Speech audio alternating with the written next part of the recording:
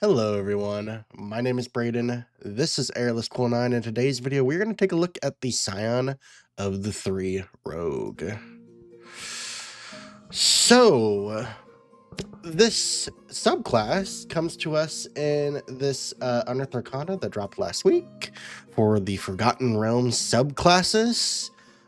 This was a collection of 8 subclasses, 3 were revised, 5 of them are new, and the Scion of the Three is one of these new subclasses, so become a gruesome agent of malice.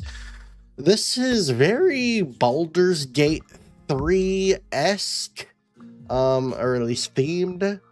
It is a rogue who draws their power from the malevolent gods known as the Dead Three. That is Bane, Baal, and Verkul. So this is a very dark, gruesome rogue that you would play. For those who have played Baldur's Gate 3, this probably has some of the has a lot of elements of the Dark Urge in a way, but yeah, there's definitely a very interesting theme going on here. So let's actually talk about the features that we have present in this subclass.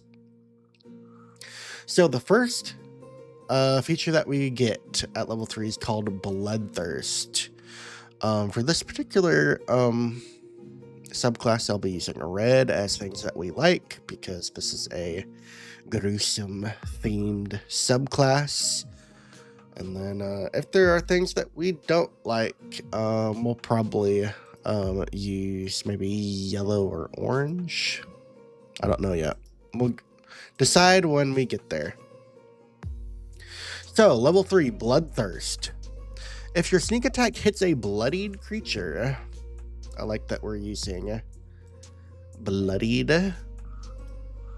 in here, the target takes extra damage of the weapon's type equal to half your rogue level. So we got a way to deal extra damage. So this is kind of similar to the Assassin Rogue in a way. So the Assassin Rogue, as long as they hit a creature during the first round of combat, that target takes extra damage equal to their rogue level. So this is kind of doing something similar, except this is for our sneak attack. It's for when we hit a bloody creature, and it's extra damage equal to half of our rogue level. So this will come up probably more often than the Assassin's extra damage, even though it is less damage. So it does have that going for it. Also, I did just notice that this is rounded up, which is pretty unique. Not many things do that. So, in addition, when an enemy you can see is reduced to 0 hit points, you can take a reaction to teleport to an unoccupied space that you can see within 30 feet of yourself. Okay, so we like teleport. This is a reaction teleport, and it's 30 feet. You can then make 1 melee attack. Oh, you can use this reaction a number of times equal to your intelligence modifier. Okay, so here's another ability score that we're going to have to take some time to invest in. Thankfully, intelligence is one of those skills that rogues do use quite often, as seen in both the Scion knife and the Arcane Trickster. So this isn't too crazy. So you're going to want to make yourself focused in both dexterity and intelligence to get the most out of this particular subclass. I think I'm okay with that. And, oh yeah, you regain all expenditures when you finish a long rest.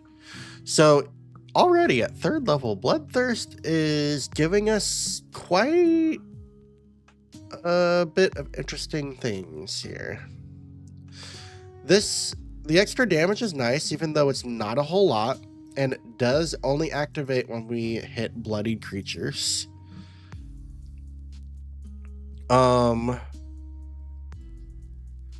And then we have a reaction teleport that lets us also make an attack. So this is another way for us to proc off a sneak attack, technically. Or potentially, because it is an off-turn attack that could benefit from sneak attack under the right conditions. So yeah, already level 3, Bloodthirst is pretty good. I like the theme of what we're going for here. There's some nice stuff here. All right, level 3. We also get Dread Allegiance. So choose one of the dead 3, Bane, Ball, or Mercoul. You gain resistance to 1 damage type and the ability to cast a cantrip, as detailed in the table below. Intelligence is your spellcasting ability for this cantrip. Makes perfect sense. When you finish a long rest, you can change your choice. Now, that's good, because that gives us some versatility here. And now I understand why this subclass is focusing on intelligence, because we have a spellcasting option available here. So let's see. For Bane, we get psychic resistance, which is pretty interesting. And as a cantrip, we get minor illusion, so that's pretty cool. Ball, we have poison damage, pretty common damage type. Mercoul, we get necrotic. Blade Ward, it is entirely different now. Chill Touch.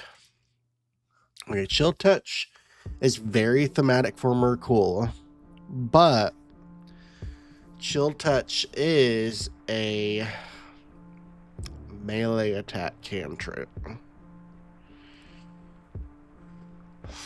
which means if we use this cantrip, we're sacrificing the option of using our sneak attack instead. So I agree that this is very thematic. We're gonna do blue or green is bad. Or no, we'll do blue. Blue. Or yellow. Yellow's gonna be our Healy type. So I agreed. Chill Touch is very thematic, but it is not a good cantrip to have for a rogue. The only way I think this would be worth it would be if we can cast these as a bonus action. As it stands, I think this feature may need a tiny bit of work. I like the idea behind it.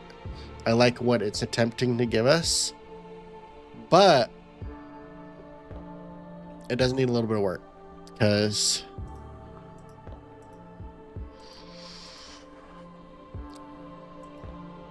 some of these cantrips aren't the best.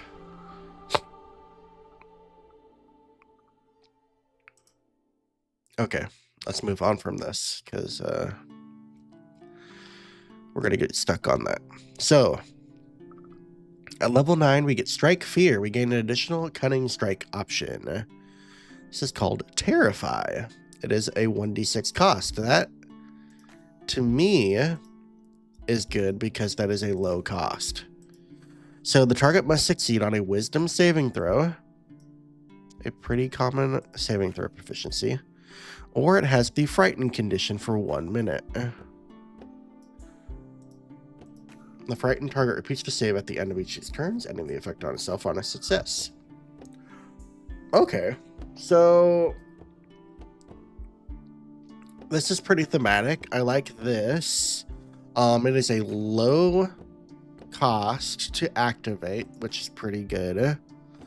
And it is a frightened condition that lasts for a minute. Frightened is pretty debilitating for enemies, and lasting a full minute is pretty great.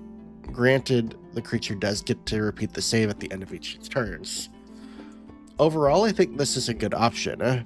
I feel like this is something that you would want to use.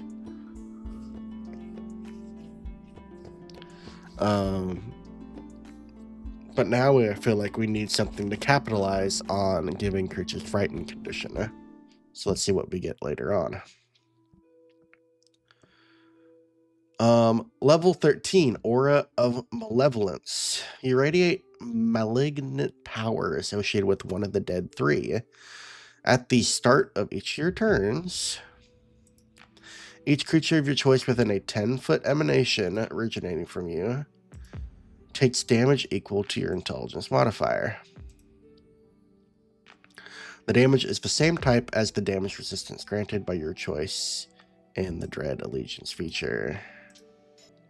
Oh, this damage dealt by this aura ignores resistance. That's pretty nice. And the aura is inactive while you have the incapacitate condition. Okay. So, this is an emanation that comes from you. It deals automatic damage, no saving throw attached, and it's dealing either psychic, poison, or necrotic. And the damage ignores resistance, which is pretty great.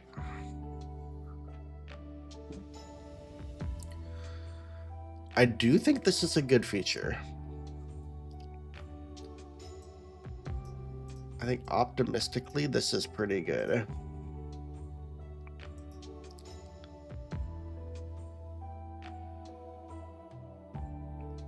Yeah.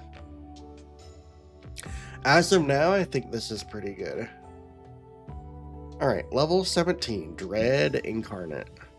Battle Tyrant. You have advantage on attack rolls against any creature with a frightened condition. That's not bad, but we do have other ways of getting advantage, so this isn't amazing. Murderous Intent. When you roll for your sneak attack damage, you can treat a roll of a 1 or 2 on the die as a 3. Okay, now that's really good. That is going to increase the damage average of our sneak attack, which is pretty great.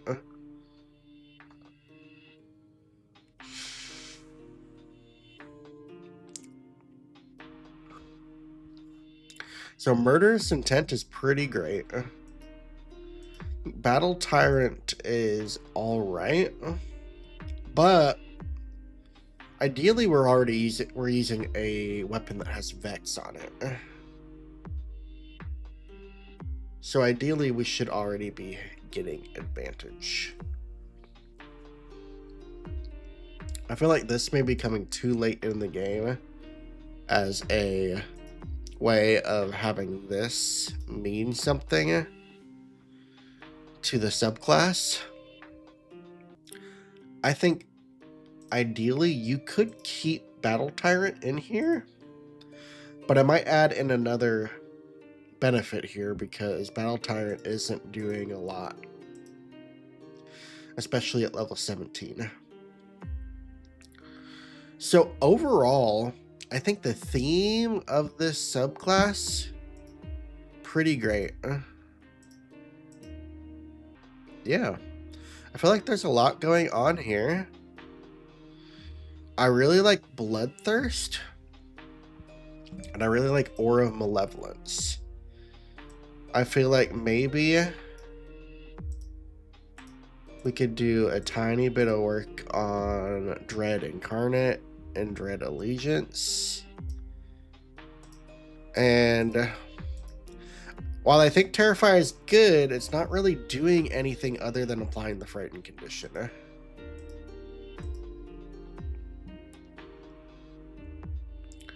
So I'm unsure how I feel about that. Overall, I like the theme of this subclass. And I feel like it's hitting a lot of broad strokes. So I do feel like we're getting some good benefits from this. I feel like with a little bit of a fluff up, tiny bit of work on some of these options, I feel like this could be a pretty decent subclass. So we'll have to let West Coast know in the survey once that comes out this week. But that is going to be it for this particular video. If you enjoyed it, please feel free to like and subscribe to my channel. We got 2 more subclasses left to look at. In the next video, we're going to take a look at the Spellfire Sorcery Sorcerer. So keep an eye out for that. And I appreciate you guys for watching. I will catch you all in the next video. Have a good rest of your day.